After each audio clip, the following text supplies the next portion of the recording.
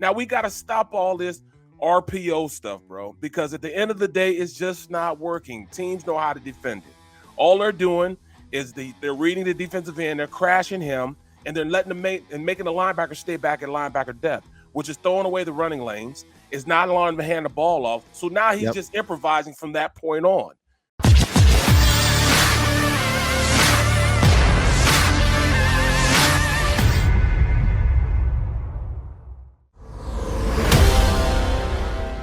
Raiders may have found their confidence heading into this football game. Short favorite at home against the Eagles.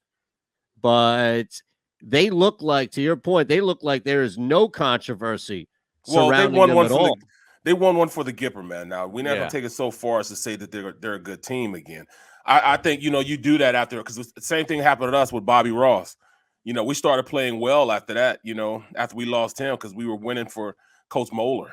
Remember him, Moeller used to be at Michigan? Sure. Well, he was the assistant head coach. He became the head coach, and we started winning for him. And, you just, you wanted, put out a good showing for him and, get everybody going for him. But at the end of the day, we were still a bad team. Yeah. So. And then you had Sam Darnold lead that comeback for the Panthers to tie that football game, only to lose it in overtime. Insane. Yeah. Insane. Crazy. That defense should be absolutely ashamed of themselves that they let down that Sam Darnold revival. Like, that was the moment in which he broke from that mold of being back to the Jets. Yep. Right. And turned into the actual Panthers. Yeah, he made a bunch of good and that's throws. what you give him? I know. It's a shame. It seemed like it was a lot of that weekend because, you look at the Packers. A-Rod looked atrocious, man, for a better part of the game. And then all of a sudden, well, I guess I better start playing now. Let me get up off my the bench and, go ahead and win this game. And this is the Bears. It was kind of like that type of atmosphere, wasn't it? It was. That guy enrages people. A-Ron, like a betting and fantasy standpoint. I'm A-Ron, right? Yeah. Yeah, A-Rod. How about the double bird that he got? Oh, yeah, from the woman. That might have been the highlight of the week. No, he loves it, though. I tweeted on Sunday morning, that there's no way that I would have watched that Miami Jaguars game if it was at 1:00. There's no way. If that's the option on CBS, there's no way we're watching that. But at 9:30 in the morning, it somehow becomes appealing. I was outside, man. I was working on my car. I told you I was gonna work on my car this weekend. Still didn't get it done. I sanded down half of it, but I got great progress. But then I came in right around about 4:00. I said I got to watch the games from 4:00 on. So that's what I did. But I was out on the first half of the games. Well, you missed the Kansas City Chiefs second half against the WFT. Was pretty impressive. Was it? Well, see, I got to watch it all in the first half. He threw probably the dumbest interception ever. Towards the end of that first half. Insanely bad. It almost looks like he was trying to lose. Right. Yeah, seriously. Like, this is such a boneheaded play. It felt like that for sure. Yeah. And then they shut out Washington. Hey, hold on a second. Second half. Hold on a second, guys. Good morning, my Sky. My Skylar, my niece, she's watching the show. Good morning, Mom. Good morning, Sky. I had to do it for her. My mom just texted me. Skylar's watching on her lap. So, good morning, Sky. All right, we can get back to business now. Not Lucy in the sky. No. Not a ribbon in the sky. No. So, or Spirit in the sky. Spirit in the sky might be the one right Norman there, Greenbaum. Right? Yeah. Now, did you see this, by the way? What's that? We remember when we brought up this. These guys have come up a couple of times, the Cincinnati broadcasters, because the play-by-play guy is trying to call a play out, and meanwhile the color guy steps all over him, and he's constantly. Remember, we've played a couple. We played of these. something from them. Come on. Well, yeah. When did we play that? Before was it like a bunch? Ago, wasn't it? Yeah, it was probably like maybe last the year, first I would game, say. or the first game this year. It was the when first they came game back to beat Minnesota. Did we play it then? I don't know, but we've been a show for a year now. I'm glad you brought that up last year, because it's officially a year that we've been on the YouTube and doing this show. Congrats. The champagne. Yeah. Congrats to you two, man. How about it? Thanks to everybody else out there. Right. We could be doing the show for 4 or 5 people, but that's not the case, thankfully, to so many out there. Well, So see, I wanted to bring. I'm sorry. No, my fault. I was gonna say the reason why we brought it up because remember I was doing my first ESPN game this year, and you guys were talking about how sometimes play by play and the color analysts like clash and collide, and I actually used what you guys said a lot of the times during my broadcast. This weekend I'll be at Delaware State. I got South Carolina State at Delaware State. Nice. This weekend, MEAC game. Oh yeah. So, I use that, man. So, you got to know when to, you guys told me sometimes you got to take the moment and not say much at all. Yeah. Let the game breathe a little bit. Yeah, that's what you said. Let the game breathe. So, I use that stuff. But that's when you brought it up. The great John Taylor played at Delaware State. Oh, get out. The 49ers during their great years. John Taylor. Receiver, 82, baby. Yeah. Yes, sir. Wow. Yes, sir. Who are the were they playing too? South Carolina State? Yeah, South Carolina. Because they put a lot of guys in the pros. Yeah, South Carolina State. the linebacker from the Colts, Darius Leonard. Yep, exactly. Yeah, monster that guy. No, they can put up some points too, right? This year. Oh yeah. SC State. Where is that game? At Delt State. Oh, okay, so that's like Dover, I think, right? Yep. So it's like a home game for me. Not as I was going to say, you don't get the benefit of a nice hotel, a nice dinner that you can write off. This is just drive up to the game. Doesn't that kind of take away a little bit of it? Well, you know what? It actually takes a couple bucks out of my pocket because I don't get per diem. If you just driving up there, you don't get per diem for it. You don't get, I don't even get miles because it has to be over 150 miles one way. What a joke. Yeah, I hate to do it to myself. You got a bad deal, man. You got to get a better deal, bro. I'm just happy to be doing what I'm doing, man. I'll be mad in a little bit, you know what I'm saying? After a while, I'm like, hey, you guys got to pay me once I get better. Yeah, you know what I mean. Then I can start commanding some money. But right now, hey, I'll take what I can get. Oh yeah, John Shelton is correct on the stream. Hargrave went to South Carolina State. That's right. Yeah. Yep. That's right. Wow. That's right. Yeah. That's gigantic. See, let me write this down. Yeah, man, this is all stuff. Have somebody monstrous. This is all stuff for you in the second half if this thing turns into a blowout. Exactly. Yep. Where you could second level the second half with some stuff there. I remember.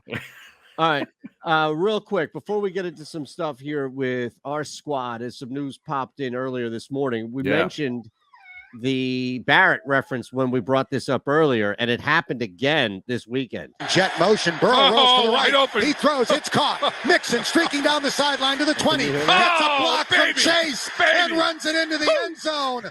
What a call. What a block. Touchdown, Cincinnati. See, now I could see if Tony Romo did that to Jim Nance's play-by-play, you could say he might be drunk. Well, what's this guy doing? He's got to be quiet. Let him take it in. Yeah. That's disrespectful, man. Doesn't he say that? Yes, he did. Right away. Oh, baby. No, you gotta be quiet, he didn't even man. let the play-by-play guy get it out before he jumped in on what was going on. Oh, wide open. This Crazy. is fantastic. I couldn't help myself. I saw that on the prep sheet. Yeah. I tell you what, if Mike Quick did that to Merrill Reese, he'd be pissed. Can you imagine it's ironic because doesn't it happen the other way? yeah. The other way it does. Yeah. Quick is giving this great, explanation of what just happened, and then Merrill will just jump right in on him. It's insane. So we look at that. Super chat, appreciate it. Wildebeest Davenport, thank you. Definitely not necessary, but always appreciated. Do we think Nick Sirianni will have a better game plan running the ball this week against the Raiders? We'll hit that, and then we'll talk about Lane Johnson, and then whatever the hell else happens from now until 12:30 when Martinez joins us. So let's Zach Ertz too. Since that's right. Ertz happened over the weekend. Yeah. So we've got Ertz before that, Lane, but before that, Wildebeest Davenport here with the super chat. Beautiful. Barrett, why don't you start, man? You're the expert. Oh, what do you mean expert? I mean, all I'm gonna say is this: they have not been overcorrecting like we said they were gonna do, which is pissing me off, man. There's no self-scouting going on. No, there's not. That's all lip service. Right. So let's get into that. That's what's pissing me off because the players that are playing are using the intangibles in why they were drafted. You know, you look at Hurts. Hurts is a guy we know at the end of the game he can close game. He's very competitive at the end of the game. That's what he does. He wins games at the end of the game. But we need the first 3 quarters to be good. He's always won the fourth quarter. But now the first 3 quarters, we got to get him going in the right direction. Now we got to stop all this RPO stuff, bro, because at the end of the day, it's just not working. Teams know how to defend it. All they're doing is they're reading the defensive end, they're crashing him, and they're letting them making the linebacker stay back at linebacker depth, which is throwing away the running lanes, is not allowing him to hand the ball off. So now he's just improvising from that point on.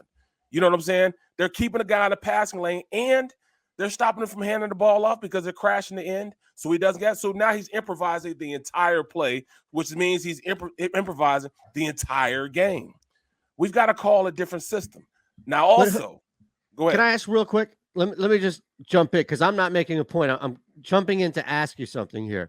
It seems to me that Sirianni is essentially handing the game plan over each week to Jalen Hurts and saying, you react to what you see, and then that's going to dictate what you do. Not to say that there aren't design plays, that there aren't even a design run play or two that we see, but for the most part, especially to what you're saying as far as the RPO, it's almost like a bailout of Sirianni not having to call as many plays in order to just put the ball in Hurts's hands. But why would you do that with a kid who's still learning how to play this position? He's played like 9 games. You know what you get for that, 10 games. You know what you get for that?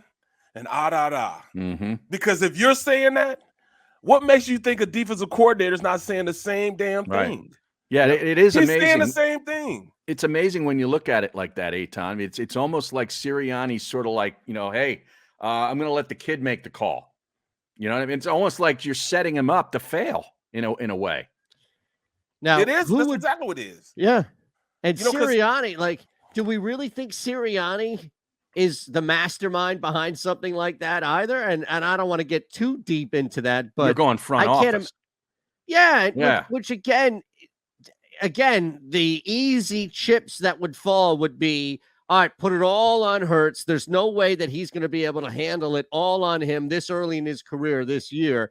Then at the end of the year, we say, hey, look, we tried. We have all these picks. Look, that Dolphins pick may be number 1 when it's all said and done this year. So who knows at that point? I've seen Russell Wilson. I've seen Deshaun Watson. I've seen Aaron Rodgers. I've seen anybody else that his name's popped up that's likely to be traded, thrown out there. So who knows? Maybe this is some sort of setup for failure. But it's my point in bringing all this up to Barrett's point about the RPOs and what they were doing to that question about running is just it seems like a bailout. So please continue. I was just trying to further that.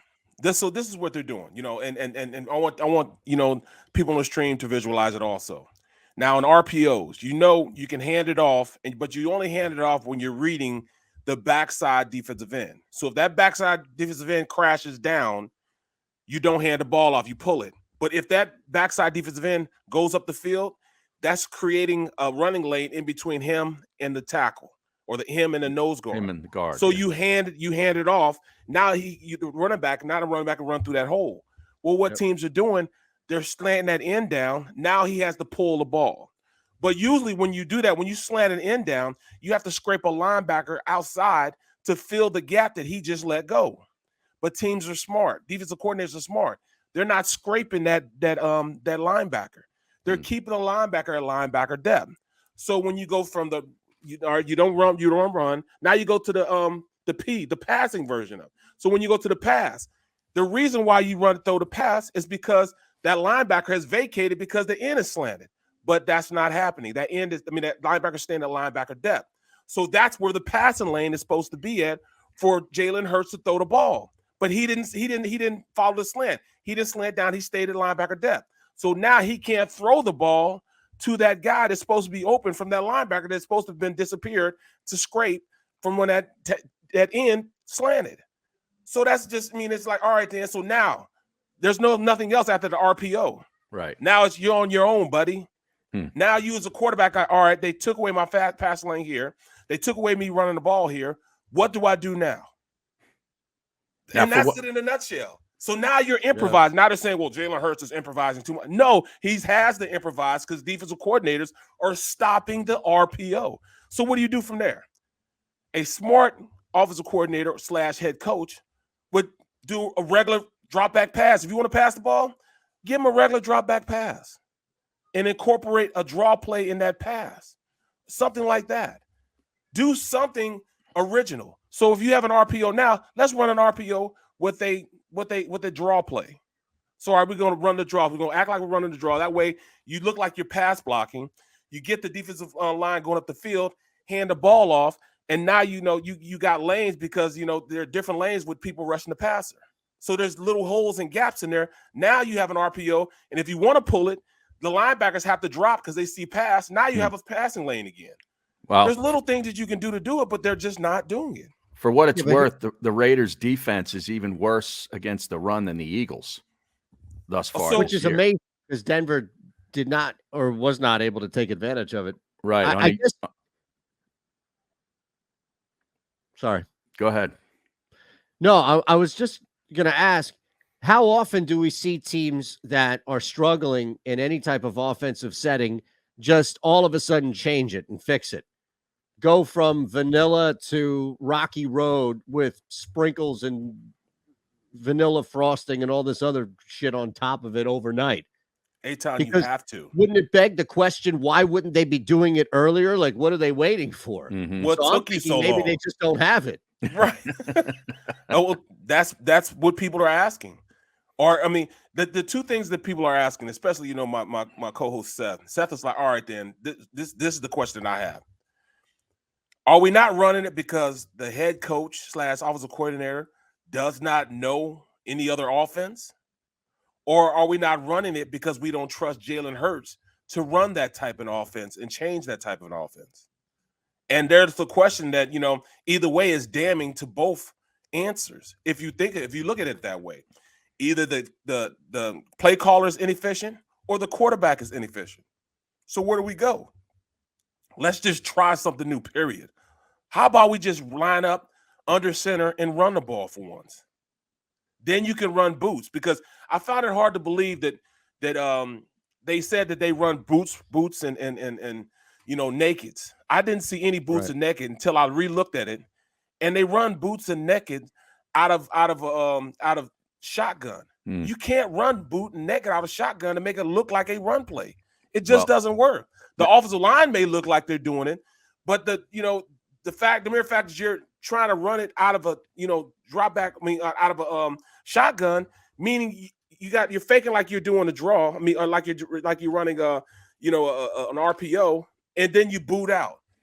It's not giving you really a look of a run play. It's just not doing it, so it doesn't work. So the mere fact you said you're doing it, it's not working because you don't have the effect of being under center. They never go under center. Right. Well, How do you not go under center? I know there was a disagreement between Seth and the football coach on the post game when Sirianni was saying in the press conference afterwards that a couple of those runs that Sanders had late in the game were out of RPOs, and Seth said they weren't RPOs. They are not RPOs. He handed the ball off. Right. At no point did he try to pull it. He wasn't reading anything. He handed the ball off. Mm-hmm. So that's another lie. You can't just say anything you want to say and think that that's one thing about fans here in Philadelphia. If you're lying, they're going to call you out on it because they watch film just like they're us. Yep. They go back and watch the film. You can't just tell me that it's raining outside and you're standing over me. I can't say that because that'd be wrong for me to say. Now, Sky's watching. You can't say that stuff. Yeah, man. you know what I'm saying? You just can't tell me yourself. that's rain. Yeah, you can't tell me that's rain. No. Right. I know football. I can watch football break down plays. There's nothing new under the sun in football. They just put another name on it and dress it and put it back out there. Right. Football is football is football. It's the same stuff we do the same drills I did in Pop Warner, high school, college to the NFL. Nothing changes. You just put a new ribbon on it. You put a new name on it. Football doesn't change. It's the exact same thing they were running back in the day, running it now. Now, what kind of a boost do you think they could get this week if Lane Johnson gets back on the field and starts? Just Which from he is. He is going to be back. It looks Well, he's back with the right? team. I don't know if he's going to, Yeah. I still don't know if he's going to play this Sunday. I would assume he's going to play, but I don't know. Yeah, I that. think that's a safe assumption. well, it for one person's gonna love it, and that's gonna Malata. be Malata Yeah. gets to go back to the left side. Right. You know what I'm saying? Where Yeah. he's comfortable at. You know what I'm saying? He can dominate at. Another person's gonna be happy about that is Hurts. Mm. I mean, Hurts gets 3/5 of his starters back. 3/5 is way better than just him being the only starter 2 weeks ago. Right. So Still bring a down 2 comfort guys, level. which is crazy. right. But it still brings a comfort level to the offense. It'll bring a comfort level. And also, what's really going to be big that you can't downplay is the emergence of Dallas Goedert. Now he's the man. Now he's going to be on the play. He's going to be on the field. So there's no more excuses on not making him one of the number one threats in the offense. He's that good. You give him the rock, he's going to perform. He's going to get yak yardage. Yeah. He can now be playing from underneath Zach Ertz's shadow. He will be the man. So I'm loving this, man. I just want to know when they're going to get that 6'8" quarterback / tight end back. When does he come back? Well, I guess maybe week 7 or something. Yeah, I don't know. Are they relying on him though? Higbee? Not Higbee. Not Higbee. Tariq Jackson. Yeah. Was it Ty Jackson? Yeah, I think so. Well, Kid from Buffalo. Yeah. Quarterback from Buffalo. Right. Now he has, he's fully entrenched in being a tight end now. So he'll make some hay. Toll will make some hay. They'll be good, bro. They'll be all right. They'll definitely be all right. How about that Arizona offense now plus Zach Ertz? That's kind of an embarrassment of riches, right? It is, man. And minus their head coach, who, yeah, I get it. Head coach oversees a lot, but that guy is the offense. Yeah. They didn't even blink. Like Cliff Kingsbury could do that job remotely. That's essentially what we just found out, is that he could sit at home and zoom in upstairs and call plays. Well, like Kyler Murray is unstoppable.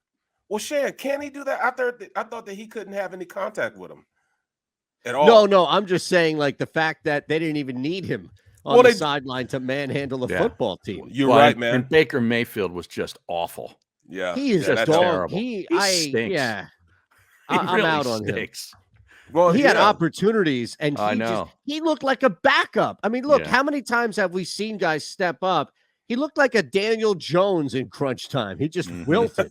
Yeah, that was awful. That was a big spot for the Browns to prove that they're really something this year, and they just flat out failed. Well, what are they talking about rumors as far as Odell Beckham coming here? What? Here? Yeah, they were talking about coming here. I don't want him. Trade for him. I don't want him. Wait a second. I saw a couple. I saw a couple rumors about that. Yeah. A couple. You know that song, Rumors. Yeah, that's a good Fleetwood Mac tune. And then you got to get on a skateboard though and drink cranberry juice while you're listening to it. Really? Yeah. Don't you remember that meme from earlier in the year? Yeah. Even Harry Higgs got involved with that, the golfer. Right. Yeah. That's right. Harry Higgs got all higged up on that, right? Oh my goodness. So Lane Johnson is back. We got to talk about that. We'll take a quick one here. We appreciate all you here riding with us on the middle. Make sure you hit that thumbs up button and subscribe away. Comments I see are buzzing. We appreciate the super chats as well. Definitely not necessary, but always appreciated. Lane Johnson is back. So we'll talk about what we know, which doesn't seem like a ton. And then also, what time is Jason coming on here? 12:30. 12:30. Okay. Because the Flyers host the Kraken tonight at the Wells Fargo Center. And of course, they started their season on Friday night with a loss and a shootout to Vancouver. So we got to talk a little hockey.